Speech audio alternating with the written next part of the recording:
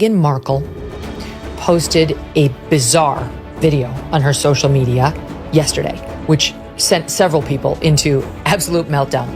It is the cringiest, most uncomfortable piece of tape I've seen in a long time. I'm sorry, but I'm going to make you watch it.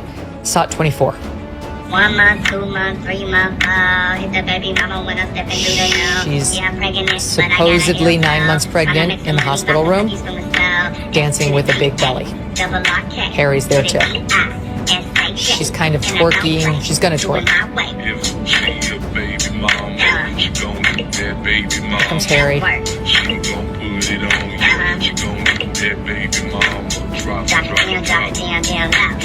She spreads her legs. She hikes her dress. She circles her genitals around and around. Okay. This is deeply problematic on a number of... Meghan Markle might have thought she was channeling Dancing with the Stars. But what she really delivered was a masterclass in cringe. Enter Megyn Kelly, armed with popcorn and a flamethrower, ready to roast the ex-royal in spectacular fashion. If you thought Meghan's acting days were awkward, wait until you hear how Kelly flambeed her with sarcasm and served it scalding hot. What followed? Let's just say Buckingham Palace might owe Rhythm an apology. This drama is messier than Harry's last family reunion, and at least 10 times more entertaining. Number one, here's the problem. We don't like you, Meghan Markle. We don't like you. And no amount of posting videos that you think are going to humanize you will make us like you. You've already shown us your true colors. We know who you are. You helped kill the Queen. You didn't give two shits about calling the royal family racist while Prince Philip was on his deathbed and casting aspersions on him. You have completely undermined all the amazing gifts that this family has given you as nothing, and suggested that they didn't care you were suicidal and they were the one. Keeping up with Meghan's ever-growing list of PR missteps is starting to feel like a full-time job. 1 minute she's rebranding as a fierce activist, and the next she's playing dress-up in a painfully staged podcast, trying to sell the world on her misunderstood Duchess narrative.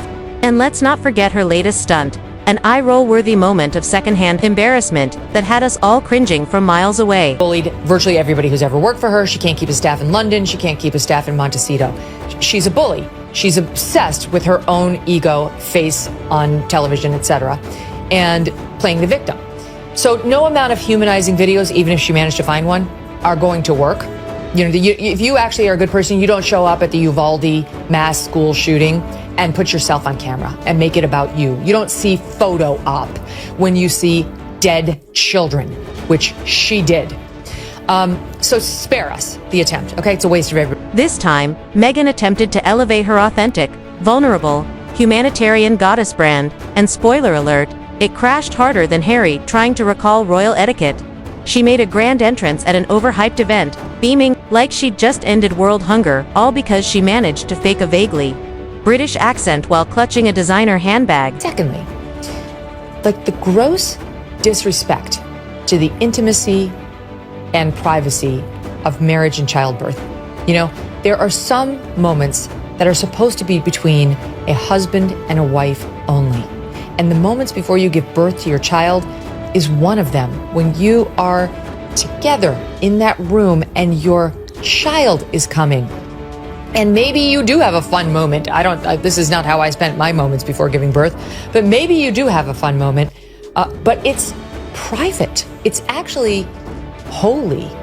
And for her to need to make it into an ego trip, which she's clearly doing. Look at me dancing. I'm still fun and I'm sexy and I have this great marriage. And here's Harry being like a normal guy is disrespect. And then there was the outfit. Let's pause. It looked like budget Hollywood cosplay met royal fantasy camp, with just enough beige to make a manila envelope look bold. Naturally, the cameras were glued to her, not the actual cause, not the people being honored, just Meghan, center stage. Because nothing screams humanitarian like turning someone else's platform into a Markle-branded runway show. You know, like, my God, be a grown-up. But the more she talks, the more I'm like, oh, now I get it. Like, Mariah Carey, who Meghan is calling a diva, turns to her and says, you've had diva moments too. And she's so wounded that she later says she began sweating and realized her girl crush might be over and was only able to move past it once Mariah clarified that she meant it as a compliment and was speaking about Meghan's looks. I threw up a little. And because why stop at just showing up? Meghan opened her mouth. Cue a word salad so airy it could have been packaged in Tupperware labeled just vibes. She spoke of empowerment, connection, courage, and community, along with a dozen other buzzwords pulled straight from a 2012 TED Talk PowerPoint or a motivational LinkedIn post. It was like watching a Pinterest board try to give a keynote, not a single complete idea. Just a medley of vague inspiration, delivered with all the passion of a hotel napkin. Naturally, she managed to wedge in her journey because no Meghan Markle moment is complete without a Yelp review of her own life. This wasn't a speech. It was a pilgrimage through the deeply spiritual trials of organic skincare, matching yoga sets, and Montecito closet revelations, ending somewhere between her third ghostwritten book proposal and a Pinterest board titled Healing Through Designer Heels. Kept him away from the monarchy, which bestowed those titles on them, and has now ruthlessly with him exploited those titles for massive personal gain. And I think it's disgusting and hypocritical. They shouldn't be allowed to do it. I hope that King Charles, who obviously is massively distracted by his illness, but I hope that King Charles at some stage just has that conversation and says, you can't keep the titles, I'm sorry, but you can't keep demeaning the status of being a member of the royal family and attacking the family and the monarchy and retain your titles. You can just be Harry and Meghan. And see how you get on, by the way, when you're no longer royals, because the answer is not very. This journey included such harrowing obstacles as perfecting a vegan smoothie and deciding between the Caribbean or south of France vacation, challenges so deep the Dalai Lama would have said, "You know what? I'm out." Meghan wants us to believe she crawled through emotional glass barefoot, when in reality, she tripped over a Birkin and called it trauma. Her biggest hardship, probably choosing which of her 3 assistants should hold the umbrella while she gave a speech on resilience. And just as the second-hand embarrassment was beginning to settle like fog over a royal scandal, boom, she tried humor. Because what better way to seem relatable than to drop punchlines so dry they could absorb paint thinner? Meghan's version of funny felt like an HR training video trying to go viral. Imagine someone Googling how to be charming at public events and just winging it with the first WikiHow article. People weren't laughing with her.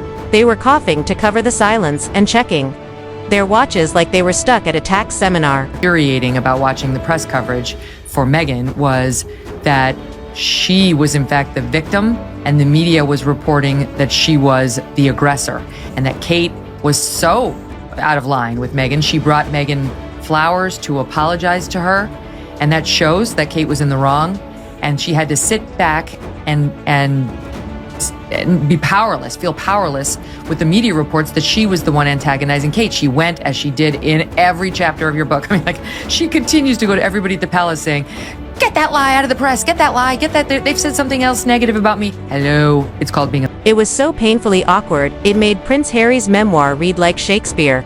You could feel the audience silently pleading, please let this be performance art. Please let this end. Meghan's comedic timing made dad jokes look like Chris Rock at the Apollo. The crowd didn't laugh, they looked like they were being held hostage at a corporate retreat. Then came Megyn Kelly, gliding in like a verbal exorcist with a nonsense detector set to obliterate. She didn't yell, she didn't drag, with a single, laser-precise reality check. She deflated the emotional circus act like a sad, overpriced balloon. It wasn't a takedown, it was an elegant unpeeling, like removing the sticker from a fake designer bag. No theatrics. Just poise, logic, and one clean snip, and the illusion was gone. Because let's face it, this wasn't advocacy. It was attention-drenched performance art. Meghan wasn't shining a light. She was hanging a chandelier over her own reflection. Why was she out that night, Miss Princess of Privacy? Because she wanted to accept yet another award from some far-left liberal, Gloria Steinem, who's supposedly the mother to us all. Oh, unless you actually don't believe in abortion on demand until the 9th month of pregnancy. So she wanted to give Meghan Markle an award, a Vision Award. You know what the award praised? I'll read it to you. They were thrilled to recognize Meghan's strength and resilience, critical to building a better world for our children. Her strength and resilience? What are you talking about? She had her PR people turn a little paparazzi attempt at getting her picture into a near catastrophe, asking everyone to feel sorry for her. She doesn't know the meaning of those words, strength and resilience. I certainly don't want my children looking to her for an example of any. Forget helping others, this was Meghan's unofficial audition for Saint Meghan, the musical. Except instead of singing, she metaphorically unplugged the mic. The irony, lecturing the world on authenticity while wearing a perfectly curated outfit, styled by a glam squad, reading a speech likely ghostwritten by someone with a PhD in buzzwords. Meghan's version of authentic has changed more times than a crypto scammer's alias. One day she's channeling Oprah, the next it's Marie Kondo with a tiara. She's a royal shapeshifter with a branding addiction. And now, brace yourselves, her next spiritual metamorphosis. A lifestyle brand. Because nothing says I care about humanity like slapping your face on aromatherapy diffusers and ethically sourced goat milk, eye cream. Introducing Duchess Scoop, coming soon to a boutique near you, assuming you've got $90 to blow on a candle that smells like emotional growth and filtered suffering. And the wildest part, Meghan genuinely believes she's pulling it off. Prince Harry and Meghan Markle's big business ambitions 5 years after their royal exit. Quote, a few years ago, a rumor began circulating around the book world about another prospective project for Meghan. This story, which a person with knowledge confirms the broad details of, was that Meghan's team had a conversation with a publishing house to gauge interest in the idea for a potential book. The concept, for which there was no written or formal proposal, was post-divorce. Not a general book on life after marital dissolution or one about Meghan's past experience. This book, this notion of a book really, might center on a post-Harry divorce. Not that there was actually one in the works, just if this a priori divorce ever came to be, would this publisher theoretically be interested? She struts into every event like the misunderstood lead in a Hallmark movie titled Finding Your Truth in Malibu. But spoiler alert, she's not the underdog, she's the unsolicited keynote speaker at a brunch no one asked for. Meghan Markle is the type to photobomb a charity event, then demand a statue for raising awareness? And when Megyn Kelly calmly hands her a mirror, no shade, just facts, Meghan's fanbase hits DEFCON 1. How dare she? Oh please, it's not persecution, it's accountability with a light dusting of reality. She's not being crucified, she's being mildly fact-checked, and honestly, it's long overdue. And let's not even get started on her idea of supporting women. According to Meghan, it means staging photo ops at charity events and spouting motivational quotes that sound like they came from ChatGPT on its influencer setting.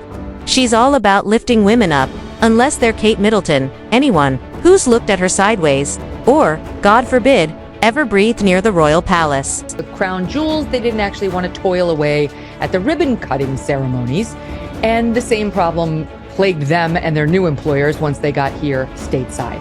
The fact that she couldn't even make 12 episodes without complaining is absolutely pathetic, right? 12 episodes, I do that in 2 weeks. What is she complaining about? And the problem is, once you have an actual job as opposed to a stupid lifestyle website that nobody looks at, or I don't even know what Harry's ever done, it actually requires some effort, some elbow grease. You have to prepare. And the biggest offense I heard about in the revelations about this podcast that failed was the fact that... Now, let's talk about the truly embarrassing part, and there's a buffet to choose from. The over-rehearsed smile, the bizarre attempts at relatability, the excessive use of her royal title in situations where no one asked. She could walk into a bakery and declare, as a duchess, I'll have the gluten-free scone, and still believe she's being humble. And her relationship with the media, it's a full-blown Shakespearean comedy. She loathes the press until they write a flattering Vogue profile, and suddenly it's all sunshine and gratitude posts. Meghan wants to be left alone and chased by paparazzi at the same time. A very niche superpower, playing both the victim and the star in her own PR disaster. Her loyal fans, bless their hearts, insist the world just doesn't understand her. Oh, we understand. Meghan traded real public service for a TikTok version of royalty. She swapped Buckingham Palace for brand Meghan, dreaming of becoming the Beyoncé of British expats. But instead of lemonade, we got lukewarm tea and reusable tote bags with her logo on them. And now, with Megyn Kelly tearing through the illusion, like a hot knife through overpriced vegan cheese, Meghan's scrambling once again to rebrand her rebrand. Don't be surprised if a new docuseries drops soon. Reclaiming My Voice. Again, the fourth installment, featuring interviews with her chickens, a meditation coach, and Oprah for the third time. She also is pretending like she's crying, and we did a zero in, like we zoomed in just to see. There isn't a tear in sight, Dan. Look at this. I invite the viewers to take a close-up look at this. Where's the tear? There's nothing there. Look, it's an actor's trick. She just keeps wiping and wiping and wiping, so we think she has a heart. Oh my God, Megyn. She has this really famous thing where she says one tap left eye and she can make herself cry. What makes this latest chapter of Markle mayhem even more astonishing is Meghan's uncanny ability to insert herself into conversations that have absolutely nothing to do with her. Global crisis, personal trauma, climate change. It reminds me of when I wasn't invited to Balmoral. Economic inequality, just like when the Royals didn't fund my podcast team. International diplomacy. Exactly like waving from the palace balcony, and no one clapped hard enough. The commitment is Olympic level. It takes a rare kind of delusion to make everything about you, but Meghan's got it down to a sport. She's like the brunch guest who insists, "I'm not mad," while hurling champagne flutes across the table and expecting applause for emotional growth. The tragic part, she could have had it all. The fairy tale, the platform, the global goodwill. And she tossed it like yesterday's kale wrap because she couldn't bear to share the spotlight. Meghan didn't want to join the royal family, she wanted to headline it, and every time someone like Megyn Kelly so much as grazes that ego bubble, the Markle machine malfunctions. Cue the follow-up PR statement from Montecito. Cue the candidate clearly staged photos of her looking casual in head-to-toe designer at a farmer's market. Cue the 15-point bullet list of emotional wounds. Cue Harry in the background, eyes glazed, realizing he gave up a crown for this. You know what every working mother out there in America and the UK and beyond does when they're pregnant? Shut up. No one cares that you were pampered day and night, and then you had to go out and be loved and adored by a bunch of people while you're... Shut the F up. We all go to work every day. It's very fucking hard. I don't feel sorry for you. You know, like, I didn't have people bringing me my meals and rubbing my feet at the end of the day, as I guarantee you these two did. No one cares. Our sympathies aren't with you. They are with the women who work 2 or 3 jobs just to put food on the table, who have husbands who aren't present, who are already supporting kids, who are in shitty jobs so they're not going to get a vacation. I don't care. You know what she can't. But hey, silver linings. Now the world has a case study on what not to do when handed a once-in-a-lifetime opportunity. Meghan Markle has become the cautionary tale of what happens when you confuse Instagram metrics with real influence. When advocacy becomes just another background for your personal brand. When you think sincerity can be photoshopped into existence. Thanks to Megyn Kelly's precision roast, the facade has more cracks than a Windsor teacup. No amount of heartfelt captions, luxury dresses, or soft focus interviews can unhumiliate that moment. Because when you cast yourself as the world's most misunderstood unicorn and end up as the punchline of your own fairy tale, you don't need a villain, you just need a mirror. But let's be honest, Meghan's probably already planning her next rebrand. A wellness guru phase, perhaps. A candle line called Trauma and Tiaras. Or maybe a Netflix docuseries about a woman finding her truth after being silenced by, well, everything. And of course, she insists it's not for attention, right before launching a Tensity press tour featuring Oprah, Beyoncé, and the ghost of Princess Diana. Because if there's one thing Meghan Markle will never run out of, it's the unshakable belief that the world owes her a standing ovation, just for existing. And just like that, she's humiliated again. Without even trying.